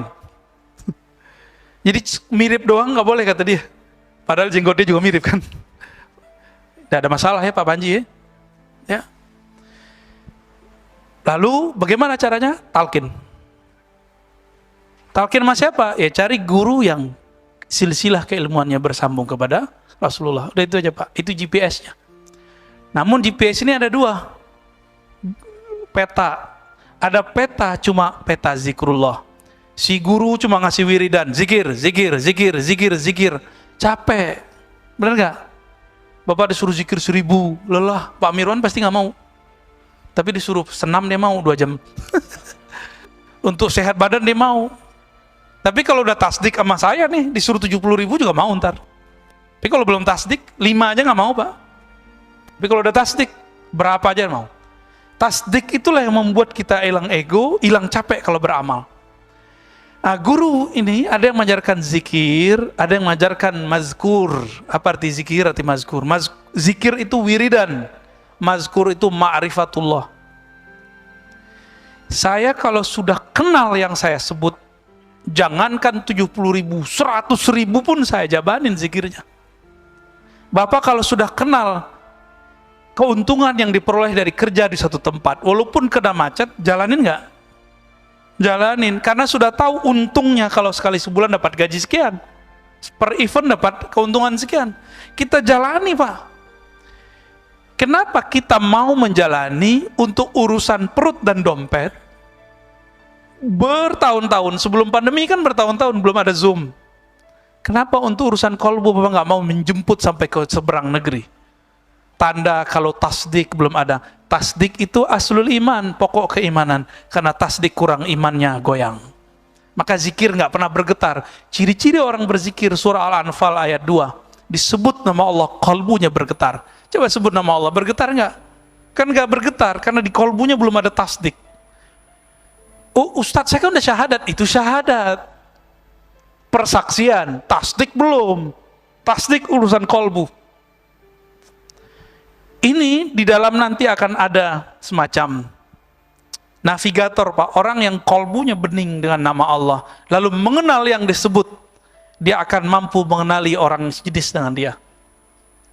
Kata Imam Yahya bin Mu'az Ar-Razi, para kekasih Allah itu dapat mencium bau kekasihnya yang lain. Walaupun disembunyikan dengan pakaian yang tidak syar'i. Qutaib Alban kan dia pakai celana pendek, Pak. Celana pendek, Pak. Untung mazhab dia bukan Syafi'i. Bagi orang Syafi'i dia nggak syar'i. Ya. Pipi sembarangan, sama. Wan Sehan kan begitu.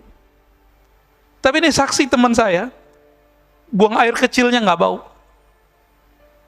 Harum. Antum pasti nggak percaya.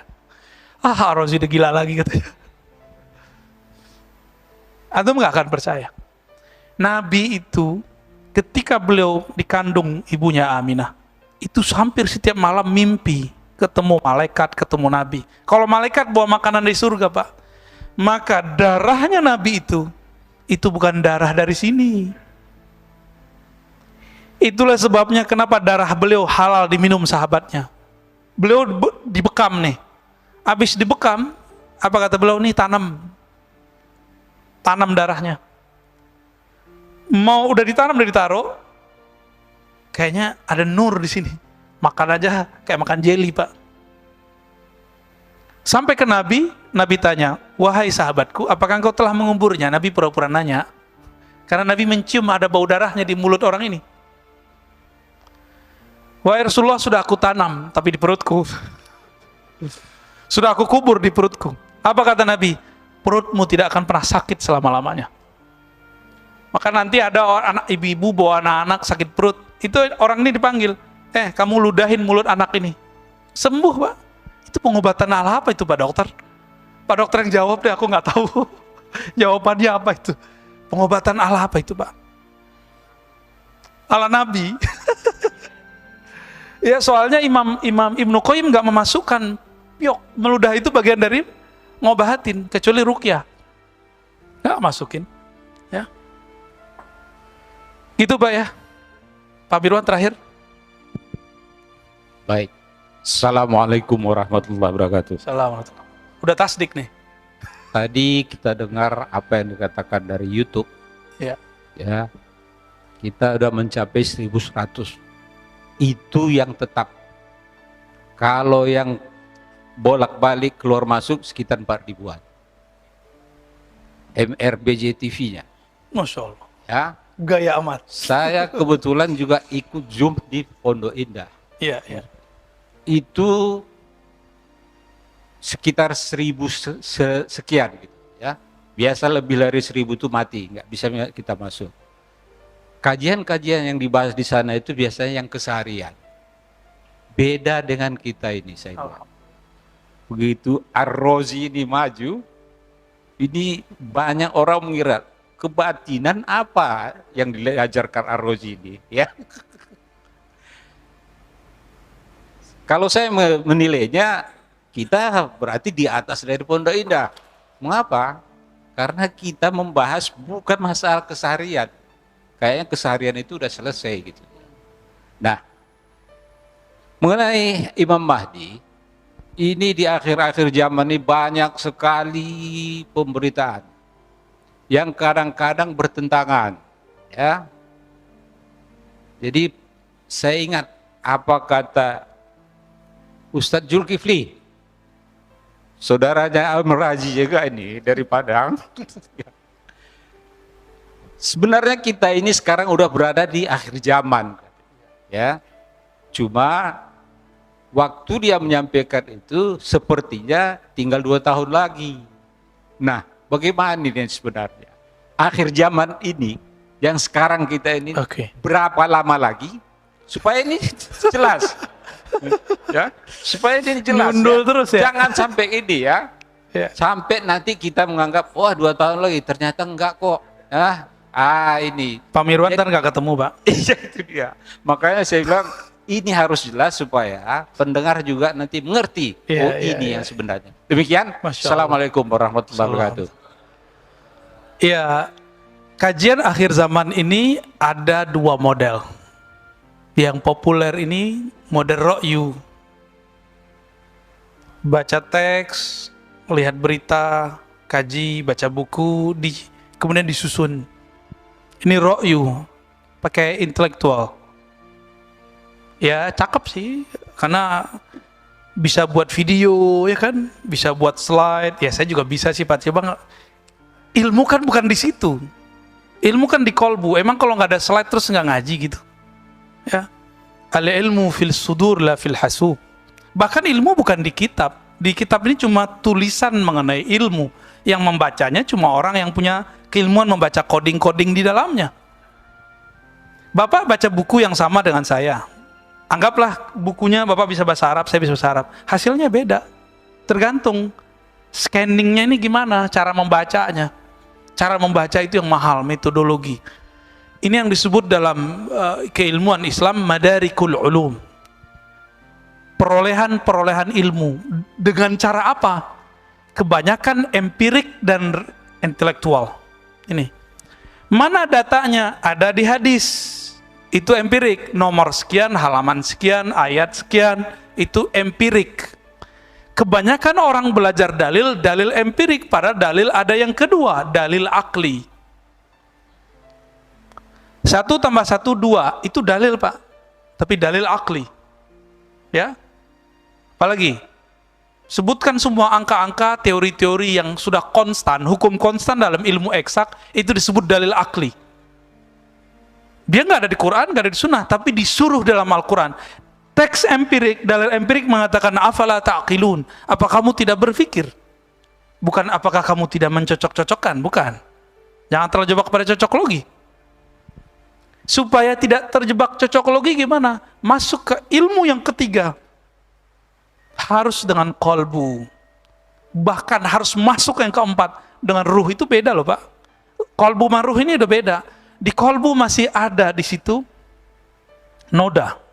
Jadi kalau orang ngomong nih, hati saya berkata, batin saya memandang, itu belum tentu benar. Ya, siapa tahu kolbunya berkabut ya, istilahnya Pak. Kalau orang Aceh itu ngomongnya apa tuh? Hah? Enggak, kalau ada kaca tuh nggak jelas muka kita tuh namanya apa tuh? Burem. Siapa tahu kolbunya burem, yang dia bilang A ternyata bukan A.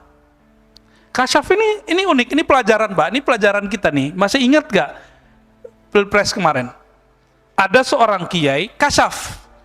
Dia mendapatkan nama calon ini 5 kali. Itu benar Pak. Yang dia alami itu benar, tapi terjemahannya kan burem. Nggak kepilih kan? Pengalaman dia benar, dia membaca itu dan itu tidak salah. Tapi ketika dibaca di luar, diterjemahin orang, sama. Jadi kalau sudah ditakbir, aduh kacau udah, ya. Nah, ini yang terjadi, ya. Jadi gimana? Ilmu kita jangan birra'yi, cocok logi. Masa mau kenal Imam Mahdi pakai WA? Saya dikabarkan lewat WA, nggak begitu cara mengetahui Imam Mahdi. Lewat berita Ustadz, bahwa di hadis dikatakan jika telah muncul panji hitam di Khurasan, maka disitulah Al-Mahdi. Ustadz, itu benderanya putih Pak hitam? Putih Pak, belum hitam. Riwayat banyak panji-panji hitam. Berarti ada macam-macam. Saya mau tanya, Nabi Muhammad itu sukanya warna hijau atau hitam? Berarti ada nanti panjinya warna hijau, Pak Panji. Ada yang warna putih, ada yang warna hitam. Hitam itu tanda perang, Pak. Bahwa ini lagi bergerak. Putih tanda kalah. Kan gitu, kita kalau kalah kan putih kan? Hitam itu menunjukkan saya ini kalau sudah bergerak maju nggak mundur lagi, itu hitam. Ini nih kayak gini nih, sekarang nih lagi jihad, saya ajak Pak jihad, mau nggak? Ustaz, saya masih punya anak, saya bini, salam ya. Gak bisa. Jadi kalau sudah kita ngomong jihad, itu kolbu harus dimantapin, bukan dikerasin, dimantapkan. Gak ada lagi pikiran ini dan itu. Kolbu yang sudah mantap begitu, di dalamnya ada nama Allah bergerak. Nama Allah bergerak, itu yang terjadi pada Ahlul Badar. Ketika mereka mengayunkan pedangnya, belum sampai pedang, kalimatullah sudah sampai di jantung orang itu, mati orangnya. Ini ada di hadis Muslim. Kata sahabat-sahabat, dulu waktu kami perang Badar, cuma perang itu doang Pak, perang yang lain enggak. Di saat kami mengayunkan pedang, belum pedang sampai, tahu-tahu sudah ada yang menusuk di depan, tidak tahu dari arah mana. Bertanyalah mereka ke Nabi, semuanya 313 mengalami hal yang sama. Apa kata Nabi? Jibril mengabarkanku bahwa Allah mengutus malaikat-malaikat untuk membersamai kalian. Lalu aku bertanya, itu malaikat apa saja? Jadi Nabi ini penasaran. Kata Jibril, sebagaimana 313 itu orang pilihan, maka yang ikut dari kalangan malaikat itu juga orang pilihan. Untuk merasakan getaran malaikat, pakai apa Pak? Malaikat cocok logi, pakai teks? Gak bisa.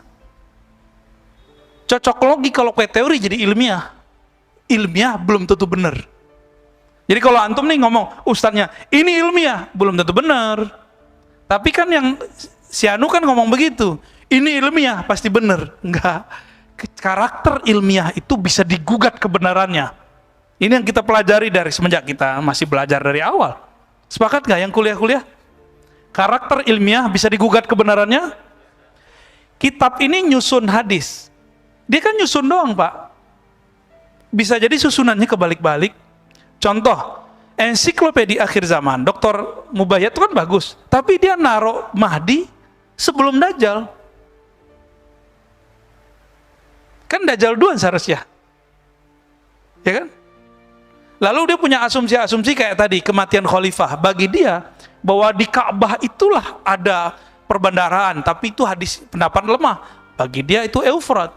Kan nyambung. Berarti dalam dia membaca hadis, masuk ro'yu. Ro'yu itu intelektual. Ini murni spiritual. Al-Mahdi yang di-guidance secara rohani, berarti ini spiritual. Mahdiyin, orang yang di-guidance secara spiritual, bukan yang cocok logi. Saya nandain itu aja, karena sekarang sudah mulai masuk ke dunia bisnis nih, kepanikan duit, kepanikan buat perumahan akhir zaman, buat bunker akhir zaman. Enggak, pergerakan akhir zaman enggak begitu Pak. Nabi ketika dulu berjuang buat bunker enggak? Serius nih. Jadi kalau ada yang ngajak buat bunker akhir zaman, antum pastikan itu bukan golongan Al-Mahdiyin. Ya. Buat perumahan akhir zaman, bakal kita tinggal kok nanti. Pastikan itu bukan gerakan Mahdiyin. Mari kita sama-sama menunggu aja, pakai kolbu, pakai ruhani, kita sembari mencari dengan ilmu yang ada diberikan Allah, kita minta petunjuk. Karena ada jalur pintas kepada Allah. Salat hajat, salat istikharah, ya, munajat sepertiga malam terakhir. Itu jalan tol kepada Allah Pak. Jangan ditinggal itu, ya. Insya Allah kalau kolbu sudah connect, nanti tidak lagi handphone, tidak lagi apa-apa. Orang-orang dengan kolbunya bicara, ayo kita ketemu di titik mana, kita berangkat ke Mekah. Terus berangkatnya pakai apa Pak? Ini yang dikatakan tadi di hadis, sebelum akhir zaman terjadi, akan terjadi binatang berbicara kepada manusia. Itu baru contoh. Angin tak ngomong, air terngomong, binatang ngomong semua. Disitulah muncul turun ilmu Nabi Sulaiman kembali. Ilmu Nabi Sulaiman pakai akal, pakai ini. Bisa ngomong ntar sama angin, hei angin bawa kami. Itu bisa gitu Pak ntar. Tapi gimana caranya? Serahkan kepada ahlinya, ya. Nah, jadi tolong hati-hati. Saya sebenarnya kan bukan ustadz akhir zaman Pak, tapi ustadz yang hidup di akhir zaman. Emang ini zamannya. Tolong jangan branding saya dengan nama-nama akhir zaman. Kita ustadz Ahlus Sunnah aja lah ya. Kita ngaji Ahlus Sunnah pelan-pelan. Kalau Ahlus Sunnah kajiannya banyak, maka tidak perlu membranding. Kadang kita ngomong akidah, kadang kita ngomong fikih, kadang ngomong tasawuf. Ya, kapan hajatnya kita ketemu, kita ketemu. Semoga kajian ini dicatat oleh Allah sebagai Inna Allah wa malaikatahu yusalluna 'alan nabi ya ayyuhalladzina amanu sallu 'alaihi wa sallimu taslima. لبيك اللهم صل وسلم وبارك عليه جماعة يا نبي سلام عليك يا رسول سلام عليك يا حبيب سلام عليك صلوات الله عليك أنت شمس أنت بدر أنت نور فوق نوري أنت إكسير وغالي أنت مصباح الصدور يا نبي سلام عليك yang kuat ya Rasul salam alaika ya Habib salam alaika salawatullah alaika sallallahu ala Muhammad sallallahu alaihi wasallam sallallahu ala Muhammad sallallahu alaihi wasallam sallallahu ala Muhammad sallallahu alaihi wasallam sallallahu ala Muhammad sallallahu alaihi wasallam ila ruhin nabi sallallahu alaihi wasallam bil arwah ruhil arwah sinil mahdi khalifatillah al-fatihah